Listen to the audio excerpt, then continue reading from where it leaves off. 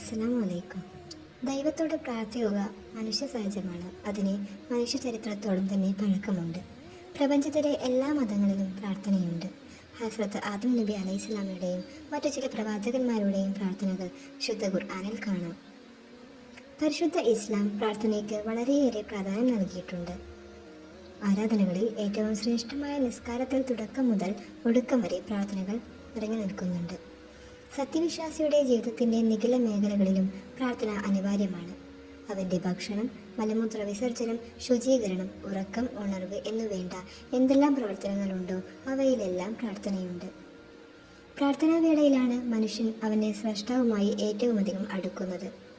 എന്താണ് പ്രാർത്ഥന, ആരോടാണ് പ്രാർത്ഥിക്കേണ്ടത്, എങ്ങനെയാണ് പ്രാർത്ഥിക്കേണ്ടത് ഇത്യാദി കാര്യങ്ങളിലൊക്കെ മനസ്സിലാക്കിയായിരിക്കണം പ്രാർത്ഥിക്കേണ്ടത്. അല്ലാതിരുന്നാൽ ഫലം മറിച്ചാകും. പ്രാർത്ഥിച്ച് പുണ്യം നേടുന്നവരും പാപം പേറുന്നവരും മനുഷ്യരുടെ കൂട്ടത്തിലുള്ളതായി കാണാം.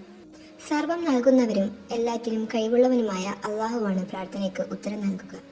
സ്വീകരിക്കപ്പെടുന്ന പ്രാർത്ഥനയ്ക്ക് എന്തിനേക്കാളും വീര്യമുണ്ടാകും. മിന്നൽ വേഗതയിലാണ് അതിൻ്റെ ഫലം അനുഭവപ്പെടുക. ഇത്തരമൊരു പ്രാർത്ഥനയുടെ ചരിത്രം ഹദീസിൻ്റെ ഗ്രന്ഥങ്ങളിൽ കാണാം. 3 യുവാക്കൾ ഒരു വനപ്രദേശത്തു കൂടി സഞ്ചരിച്ചു കൊണ്ടിരിക്കെ പ്രകൃതിക്ഷോഭം ഉണ്ടായി. ശക്തമായ പേമാരിയും കാറ്റും നേരിട്ട അവർ ഗുഹയിൽ അഭയം പ്രാപിച്ചു. ശക്തമായ ഉരുൾപൊട്ടലിൽ ഒരു വൻ പാറക്കല്ല് വന്ന് അവരുടെ ഗുഹാമുഖം മൂടിക്കളഞ്ഞു. സർവശക്തിയും ഉപയോഗിച്ച് തള്ളി നോക്കിയെങ്കിലും നിരാശയായിരുന്നു ഫലം. ഒടുവിൽ ഓരോരുത്തരും തങ്ങളുടെ ജീവിതത്തിൽ പ്രവർത്തിച്ച സൽക്കർമ്മങ്ങൾ എടുത്തു പറഞ്ഞ് അള്ളാഹുവോട് പ്രാർത്ഥിക്കുവാൻ തീരുമാനിച്ചു. അവരുടെ പ്രാർത്ഥന കാരണം ആ ഭീമാകരമായ കല്ല് നീങ്ങുകയും അവർ രക്ഷ പ്രാപിക്കുകയും ചെയ്യുന്നു. വിശ്വാസികൾക്കുള്ള ഒരു സമ്മാനമാണ് ദുആ. ഏതു നിമിഷവും അള്ളാഹുമായി നേരിട്ട് ബന്ധപ്പെടാൻ ഇത് സഹായിക്കുന്നു.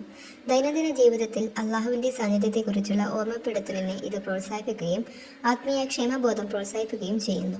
ഒരാളുടെ ആന്തരിക അവസ്ഥയെ പരിവർത്തനം ചെയ്യാനും ദൈവിക ഇച്ഛയുമായി ഉദ്ദേശങ്ങളെ സമന്വയിപ്പിക്കാനും ജീവിതത്തിൽ നല്ല മാറ്റങ്ങൾ കൊണ്ടുവരാനുമുള്ള കഴിവിലാണ് ദുആയുടെ ശക്തി സ്ഥിതി ചെയ്യുന്നത്. നമ്മുടെ ഏവരുടെയും സ്വാലിഹായ ദുആ അല്ലാഹു തആല സ്വീകരിക്കുമാറാകട്ടെ.